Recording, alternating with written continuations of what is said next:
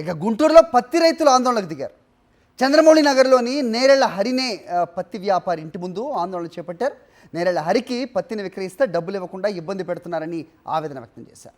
పెద్ద సంఖ్యలో తమ డబ్బులు చెల్లించేంత వరకు ఆందోళన విరమించే ప్రసక్తే లేదని రైతులు తేల్చి చెబుతున్నారు.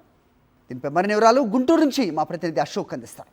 పత్తి తోలితే రేపిస్తాం మాపిస్తాం అని ఇప్పుడు 2 సంవత్సరాలు తానే ఉండ 2 సంవత్సరాల కాడి నుంచి కేసులు పెట్టి అధికారులను కేసులు పెట్టినా కూడా వాళ్ళకి చెప్పుకొచ్చి ఇస్తానంట. పెద్ద మనుషులు పూర్వకంగా చెక్కులు నోట్లు రాసి ఇచ్చిండు.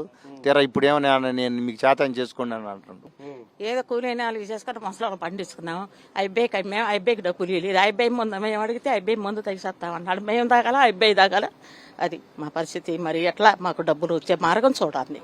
జేపీ ఫామ్ మీద మేము తోలుకొని 8,40,000 8,50,000 బండిని అదే బండి నెమర ఏ బిల్లు మార్చుకొని నేరల హరి 6 లక్షల లెక్క అతను ఇచ్చినట్టుగా చేసుకుని అతని మీదకి ఏమి రాకుండా చూసుకోవడానికి గూడు పోటానికి చేశారు సార్. జోజప్పని అతను నేరల హరి అతను మాకు లాస్ట్ డబ్బులు అయినాయి. కొంత ఇచ్చుకుంటూ వచ్చారు బాగానే. లాస్ట్కి వచ్చే డబ్బులు అయినాయి. ఏంది డబ్బులు అయినాయి అని చెప్పేటప్పటికల్లా ఈ పత్తిని మొత్తం దూది రూపంలో మార్చుకొని 2,70,000 అతని పేరు మీద పెట్టుకోండి సార్. మమ్మల్ని మభ్య పెడతా ఈ లోపల జిల్లా కోర్టు కేసుకున్నాడు. కొట్టేశారు, కొట్టేశారు. మళ్ళీ ఏదో తాత్కాలికంగా కూడా తెచ్చుకోండు. ఏదో చేస్తున్నారు వచ్చిందని. మాకు అదేమిటి ఏదో కాతికం చూపిస్తారు. మేము కోర్టులో చూసుకుంటాం అని చెప్పేసి కోర్టులో చూసుకునే సార్ రైతుల సొమ్ము సార్ ఇది.